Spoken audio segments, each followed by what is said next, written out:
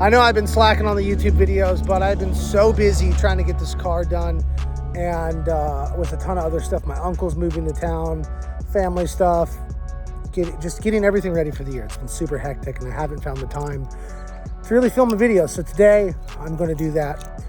First, I'm going to share this with you guys. I thought I could turn the camera around, but I guess I can't. For some reason I couldn't flip the camera while filming with the iPhone. I don't know.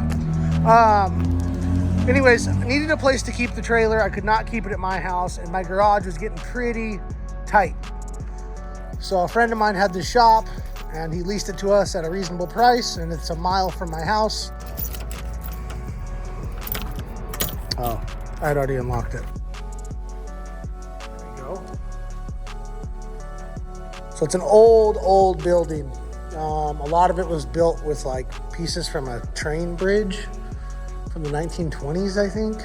I could be making that up actually. And this is actually temporary because we have something else in the works.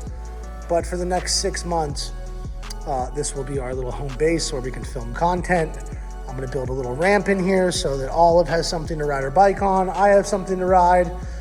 I can do a ton of video work in here, prep the car, store tires, wheels, and whatnot. And so yeah, the shop looks sick. It's coming right along. It's a little dirty, but we will get her cleaned up. And then something else in the next 6 months, I'll share with you guys at a later date. The trailer, I don't know if you guys saw when I got this trailer. Some of you probably did, but we've been kind of getting it ready. Started mounting stuff, got a new generator. It's dark in here.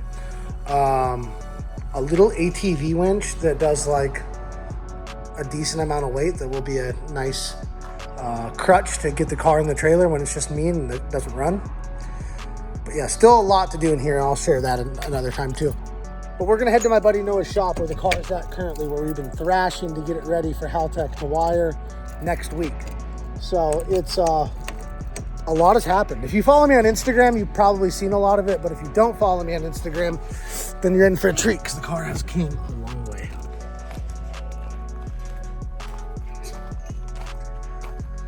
All right, I totally forgot I did film a couple of videos here when we first brought the car and got the engine, but a lot has changed. And I'm gonna kind of go over the car and talk about what we've done.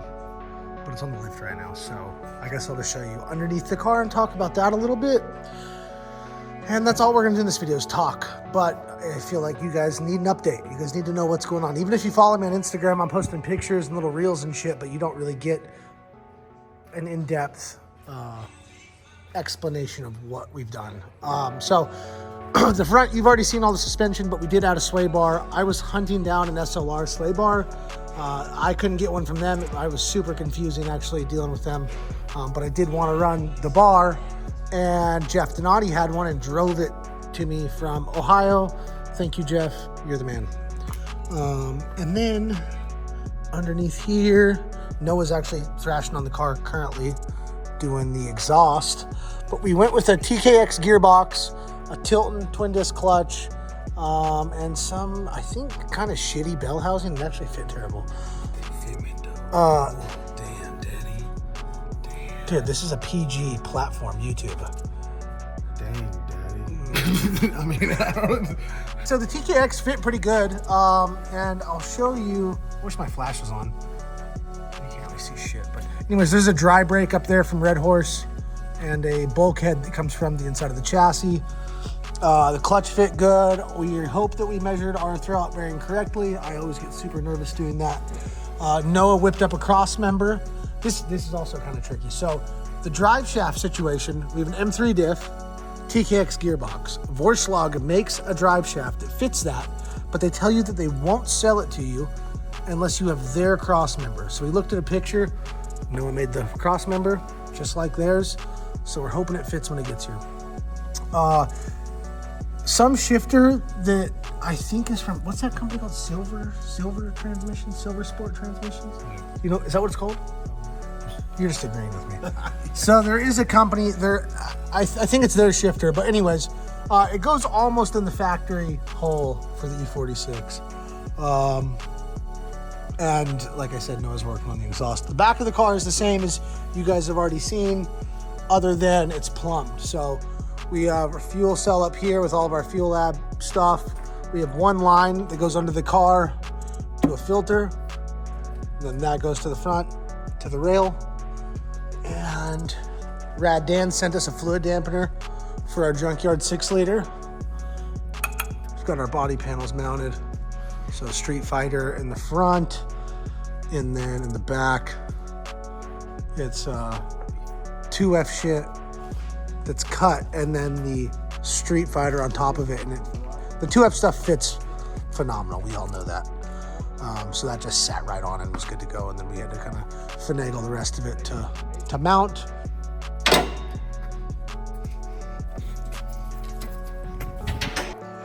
So I don't remember what I filmed in the last video because it's been so long, but I know we didn't have a hood.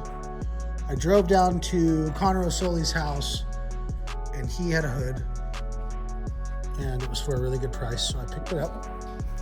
Look at those shocks. All right. The engine was in, I think, in the last video, but a lot's happened since then. So I'm just going to kind of, if you missed that, I'll just kind of go over it. But we talked about the fluid dampener. That came from Rad Dan. The accessory drive kit is from Sicky. Sicky does like a CTSV spacing, so it gets everything really close to the motor, utilizing the LS3 water pump. We got a little Earl's bolt-on thermostat housing. Noah at Performance Works did a ton of fab work on this car to get us really where we need to be. So that's by him.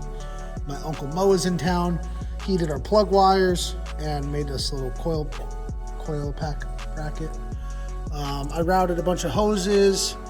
We've got our coolant expansion tank, our oil catch can from Corey Misco, fresh produce, and then some other tidbits like oil filter housing, some oil lines. Over here, we've got our stuff from Chase Bays. The clutch and brakes are both bled in the car. So this is the reservoir for the clutch. This is for the brakes. We have our bias all the way front. We already talked about the brake setup on this car, but it's Z32 front brakes, M3 rear with some Red Horse Performance dry brakes. And then Street Fighter kit, looks dope. On the inside, starting to come together in here. We've got a dash from HGK. The E46 dash was out of stock by every company that makes them in our country. They were all gone. It's like an 8-week wait. And somebody at Drift HQ was like, hey, I think if you do an E92 dash, it'll fit. Now, if you were to drive FD, you can't do this. It's against the rules. But we are not driving FD, so I said, you know what, send it. And we did some trimming, and it's close, but I really like how it wraps around, and it feels kind of like a cockpit, kind of like a Mark IV Supra, I guess, a little bit. But so the display, or where like you would put your buttons typically, is turned towards you, and the bezel here from HGK is made like specifically for a race pack. It's an older design, an older unit, and it's really small. So they made this bezel small, is what I'm assuming. And that, the Haltech dash doesn't fit in there. So we decided that it would be best to put it over there. And it's a little bit different, I know, but it seems to work really good, especially when you're sitting in the seat. And I'll show you guys that at another time because the car's on the lift and stuff. But we also got new seats in the mail from Prisma. This is their new FIA seat. And I have the old one. This is the one I was gonna run right here. And it's just like a slimmed down version of this. So we threw that in, bled the clutch, bled the brakes, bled the handbrake, and handbrake is money. Got our shift lever, our shifter ball, our shift knob, that's what they call it, shift knob on. We rebuilt the steering column. When I say that, I mean we just took it apart, cleaned it, greased it, blew it out. It was a little crunchy. And then our dash is held in by these little hold fast tabs. So go over the other side real fast. On this side, we've got our battery, which is behind the passenger seat.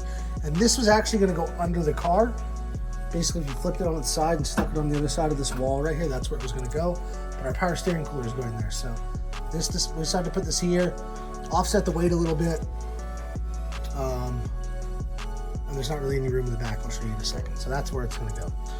Fire extinguisher locked down with a quick release.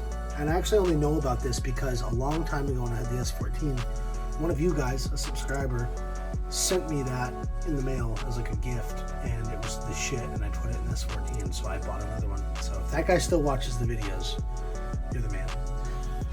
This is our Haltech PD16 PDM. That's mounted there. Our keypad, this isn't actually our keypad, this is a dead unit. These aren't our buttons, but it's the size we're gonna run. So this is gonna go right about there. Noah's gonna make a bracket for that. I'll show you guys that probably. Hey, when are you making that bracket for the little keypad? When we get our button. So maybe this weekend I'll show you guys. But the dash is carbon. It weighs absolutely nothing. But I've heard people bitch about reflection. So we may flock the top of this dash. I'm not entirely sure yet. Throttle cable.